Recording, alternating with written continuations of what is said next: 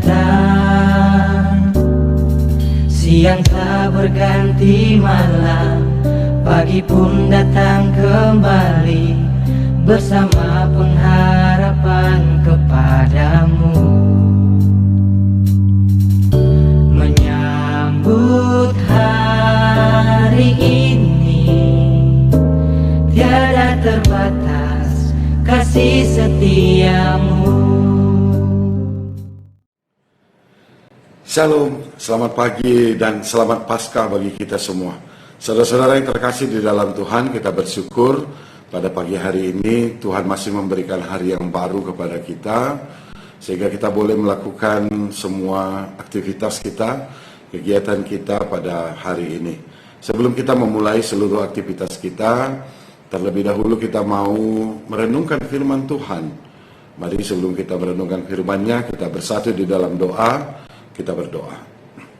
Tuhan Allah Bapa di dalam surga, terima kasih Tuhan untuk pagi hari ini. Tuhan memberikan hari yang baru kepada kami. Tuhan, sebelum kami memulai seluruh pekerjaan kami pada hari ini, memulai seluruh aktivitas kami mau terlebih dahulu merenungkan firman-Mu. Tuhan, kiranya Tuhan yang memberkati hamba-Mu yang menyampaikan firman-Mu. Tuhan juga kiranya memberkati kami semua, supaya firman Tuhan boleh selalu tinggal di dalam hati dan pikiran kami. Terima kasih Bapa di dalam surga, kami berdoa dan bersyukur di dalam nama anak-Mu Yesus Kristus. Amin. Saudara-saudara yang terkasih di dalam Tuhan, nats pembacaan Alkitab kita, nats renungan kita pada pagi hari ini diambil dari kitab Markus 16 ayat 12. Markus 16 ayat 12, mari kita baca bersama-sama.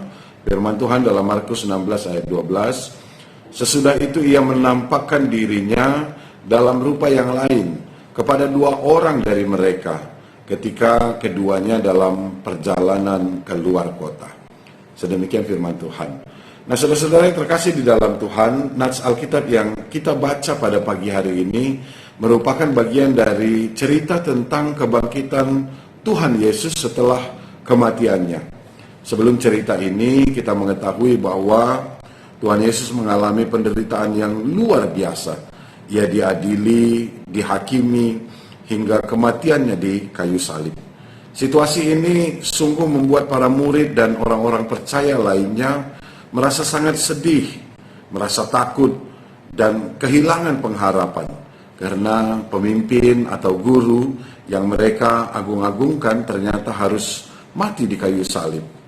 Hal ini sangat berbeda dengan harapan mereka tentang Yesus. Mereka mengharapkan bahwa Yesuslah yang akan menjadi pemimpin yang membawa mereka keluar dari pergumulan yang sedang mereka alami. Bahwa Yesus akan membebaskan mereka dari penjajahan Roma pada saat itu. Namun apa yang menjadi tujuan Yesus datang ke dunia ini, saudara-saudara, lebih besar dari apa yang diharapkan oleh pengikut-pengikutnya pada saat itu. Bukan hanya soal keselamatan di dunia ini, tapi soal keselamatan setelah meninggalkan dunia ini. Keselamatan pada saat kedatangan Kristus kedua kali. Kematian Kristus di kayu salib bukanlah sebuah kekalahan, namun sebagai sebuah penebusan atas dosa dan kesalahan umat manusia. Dan kebangkitannya menyatakan kepada kita bahwa ia telah mengalahkan maut. Ia telah menang dan dosa sudah tidak berkuasa lagi bagi orang-orang yang percaya kepadanya. Nah, saudara-saudara yang terkasih di dalam Tuhan, setelah Yesus bangkit pada hari ketiga, ia menyatakan kebangkitannya. Yang pertama, ia menyatakan kebangkitannya kepada perempuan-perempuan yang pergi ke kubur untuk meminyaki dia. Lalu yang kedua, Yesus menyatakan kebangkitannya kepada Maria Magdalena, yang daripadanya Yesus pernah mengusir 7 setan. Lalu yang ketiga, Yesus menyatakan kebangkitannya dari nats Alkitab yang kita baca pada hari ini kepada kedua orang muridnya yang sedang dalam perjalanan keluar kota. Dua orang murid ini menyaksikan sendiri perjumpaan dengan Yesus, lalu kemudian memberitakan pengalaman mereka bertemu dengan Yesus yang sudah bangkit tersebut kepada murid-murid yang lainnya. Namun murid-murid yang lainnya tetap tidak percaya akan kesaksian mereka. Nah, saudara-saudara yang terkasih di dalam Tuhan, ternyata menjadi saksi bukanlah hal yang mudah. Dan jika kita merenungkan firman Tuhan pada hari ini, kita dapat melihat bahwa bukan hanya murid-murid Yesus atau orang-orang yang hidup pada zaman Yesus saja yang tidak percaya bahwa Yesus adalah Allah yang telah bangkit dari kematian. Bahwa Yesus adalah Allah yang kekal, yang akan membawa manusia kepada keselamatan yang kekal. Namun pada saat ini pun masih banyak orang Kristen bahkan sendiri atau orang-orang lain yang meragukan Kristus sebagai Tuhan. Banyak orang yang tidak percaya kepada Yesus. Sehingga saudara-saudara pada saat ini pun diharapkan agar kita terus menjadi saksi Kristus dalam kehidupan kita. Menyaksikan bahwa Kristus adalah Allah yang telah bangkit. Allah yang akan membawa kita kepada keselamatan pada saat kedatangan Kristus yang kedua kali. Nah, saudara-saudara, sebagai saksi Kristus di dunia ini, tentu orang akan melihat Kristus melalui kehidupan kita.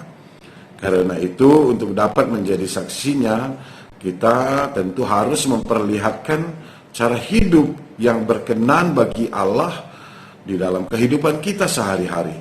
Kita harus hidup selayaknya sebagai anak-anak Allah. Kita harus hidup sebagai anak-anak Allah di dalam keluarga kita, sehingga kita menyaksikan Kristus itu di dalam keluarga kita. Kita harus hidup sebagai anak-anak Allah di dalam pekerjaan kita, sehingga orang lain pun akan melihat Kristus melalui hidup kita di dalam pekerjaan kita. Kita harus menyaksikan hidup sebagai anak-anak Allah di lingkungan sekitar kita, sehingga orang lain dapat mengenal Allah melalui kehidupan kita di dalam lingkungan kita. Nah, inilah yang diharapkan dari kita sebagai orang-orang Kristen pada zaman ini.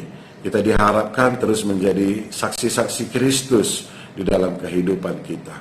Nah, saudara-saudara yang terkasih di dalam Tuhan, di momen Paskah ini dan pengharapan agar kita menjadi saksi, tentu menjadi perenungan bagi kita sebagai saksi-saksi Kristus.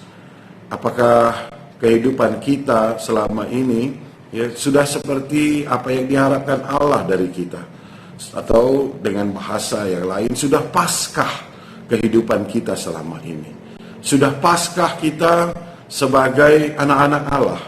Sudah Paskah cara kita menyembah Allah? Sudah Paskah iman kita kepada Allah? Sudah Paskah hidup kita di dalam keluarga? Sudah Paskah cara kita bekerja sebagai orang Kristen? Sudah Paskah kita perbuatan kasih kita kepada orang lain? Hari ini kita diajak untuk merenung sehingga kita boleh menjadi saksi Kristus yang sempurna di dalam kehidupan kita. Tuhan memberkati kita melalui firman-Nya. Amin. Mari kita bersatu di dalam doa. Tuhan Allah Bapa di dalam surga, kami bersyukur Tuhan untuk firman Tuhan yang boleh kami baca, yang boleh kami renungkan pada hari ini. Tuhan kiranya memberi pengertian, kepintaran kepada kami, memberikan roh-Mu juga agar kami di dalam kehidupan kami boleh senantiasa menyaksikan Kristus melalui cara hidup kami Tuhan. Tuhan memberkati kami, Tuhan memberikan kebijaksanaan kepada kami, agar kami semua boleh menjadi saksi-saksi Kristus yang hidup, sehingga semakin banyak orang yang boleh percaya kepada Kristus melalui kehidupan kami. Tuhan kiranya memberkati kami. Tuhan, pada saat ini juga kami mau berdoa untuk GBKP Runggun Klender Tuhan. Tuhan kiranya memberkati setiap anak-anak Tuhan di GBKP Runggun Klender. Tuhan memberkati setiap pertua, diaken, pendeta di Runggun Klender, agar melalui kehidupan jemaat di Runggun Klender juga boleh menjadi saksi Kristus di dalam kehidupannya.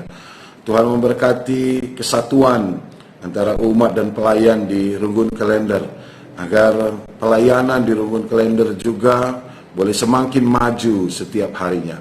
Tuhanlah yang berkuasa terhadap setiap jemaat dan juga pelayan-pelayan Tuhan di GBKP Runggun Klender. Berkati Tuhan program-program kerja yang ada di gereja GBKP Runggun Klender, biarlah melalui setiap program yang telah direncanakan, yang telah disusun, boleh berkenan bagi Tuhan, boleh menjadi kemuliaan juga bagi Tuhan.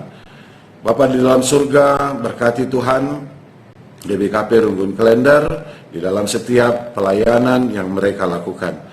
Bapa dalam surga, kami juga berdoa Tuhan pada saat ini, pada hari ini, untuk semua kami anak-anak Tuhan yang menyaksikan video ini. Tuhan kiranya memberkati kami di dalam kehidupan kami, di dalam setiap pekerjaan yang kami lakukan. Tuhan kiranya bersama-sama dengan kami. Tangan Tuhanlah kiranya yang menjaga kami, agar kami memperoleh keselamatan di dalam kami melewati hari ini. Juga kami boleh mendapat berkat Tuhan atas semua yang kami kerjakan pada hari ini. Jaga dan lindungi kami Tuhan, kiranya Tuhan yang senantiasa bersama-sama dengan kami. Terima kasih Tuhan. Sebentar kami akan melakukan semua aktivitas-aktivitas kami kembali. Tuhan yang tetap bersama-sama dengan kami, Tuhan yang senantiasa melindungi kami. Terima kasih Bapa, inilah doa kami yang kami sampaikan melalui anak-Mu Yesus Kristus. Mari kita mengunjungi doa ini dengan doa yang diajarkan oleh Tuhan Yesus. Kita ucapkan bersama-sama. Bapa kami yang di surga, dikuduskanlah nama-Mu, datanglah kerajaan-Mu, jadilah kehendak-Mu di bumi seperti di surga. Berikanlah kami pada hari ini makanan kami yang secukupnya, dan ampunilah kami akan kesalahan kami, seperti kami juga mengampuni orang yang bersalah kepada kami. Dan janganlah membawa kami ke dalam pencobaan, tapi lepaskanlah kami daripada yang jahat.